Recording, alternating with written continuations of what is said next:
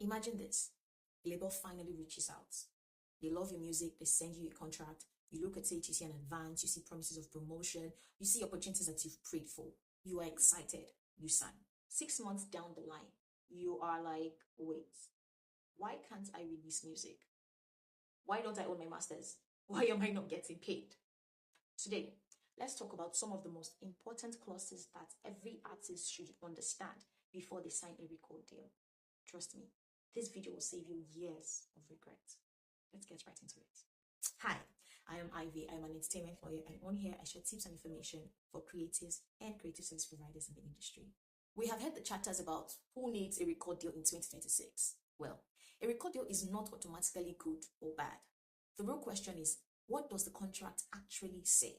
Because two artists can sign a record deal and get completely different outcomes based on the clauses that they sign to. So, let's break down some of the most important ones. 1. The term clause. This is the clause that tells you the duration of the agreement. It tells you how long you're going to be in the agreement with the label. I know it sounds simple, but it's not exactly that simple. For instance, you look at an agreement, says it's a 1-year agreement. Oh, great, you can do a 1-year agreement. What you do not understand is that the label has the right to extend that agreement for multiple additional years. So what appears on the surface to be a 1-year agreement could be a 5-year relationship. So before you sign that deal, ask questions. How long is this term for? Can the label extend it? Do I get notified? Is it automatic? These questions will help you understand better the duration of the agreement. Number 2, ownership of the masters. This is one of the biggest clauses. I know. There has been conversation around the ownership of the masters, but let me explain something in very simple terms. The one that pays for the song, the one that pays for that project, the one that funds that album owns the masters. So when the label is funding the release of that single, of that project, they pay for the recording, they pay for the space, they own the masters. Now that is out of the way, let's get back on track. It is important that you ask who owns the masters. The masters is the actual recording of the song. Many artists discover late that they don't own the masters to the song that they've recorded. So ask questions. Who owns the masters? Is the ownership permanent? Is there a chance that in the future the ownership will return to me?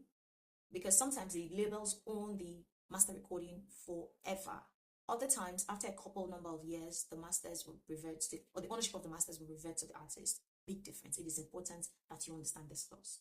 Number 3, the advance clause. Everybody loves seeing the advance, but what you don't realize is that it is not free money. Imagine being at the club and then you're telling your record label that you're at the club, and then they send you money and they use it to pop and buy ice and buy the rollie, and then in the future you see on the statement that, oh, that day you were at the club, we sent you money. You're like, wait, thought you were giving me money to enjoy myself. Unless it is explicitly stated as a gift, it is recoupable. Just assume that it is recoupable because they're a business. They're not Santa Claus. Every day is not Christmas. They're not Father Christmas. So why do you think they'll just give you free money? If you are not sure of the money you're receiving, whether it's an advance or a gift, ask questions. But it is very safe to assume that every money you receive from the record label is an advance. An advance is a money that is paid against your future earnings. So think of it as, okay, instead of waiting a period of time to start earning money, they're giving this money to me upfront. It is important that you note that upon receiving an advance, there is a chance that you are likely to not get any additional payment until the company or the label has recouped the money that they've advanced to you.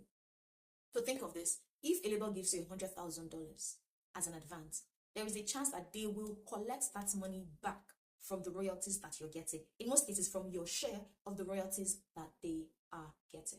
Don't just ask, oh, how much are you offering me? How much is the advance? Ask, how will you recoup it? Number 4, the royalty clause. This is the clause that determines how you get paid. This is where you see those figures, 70-30, 50-50, 80-40, 80-20. This is where it comes in. So it is necessary that you ask, what percentages am I getting? How will the deductions apply? Is it from the company share? Is it from my share?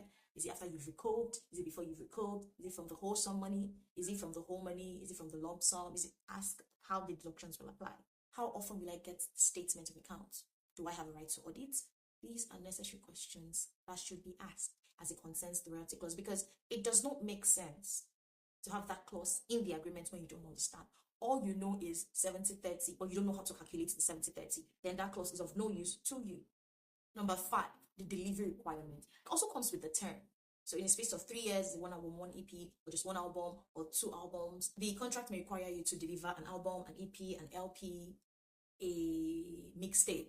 If the agreement says 1 album, find out exactly what qualifies as 1 album. What's the duration of 1 song in the album? How many songs are to make the album? Because if you fail to understand this and you fail in this obligation, you are likely to be held in breach. Number 6, creative control. This one. Is it the label that chooses the collaborators? Is it the label that chooses the producers? And then the ones that choose the song? Who decides artwork? This is where creative control comes in.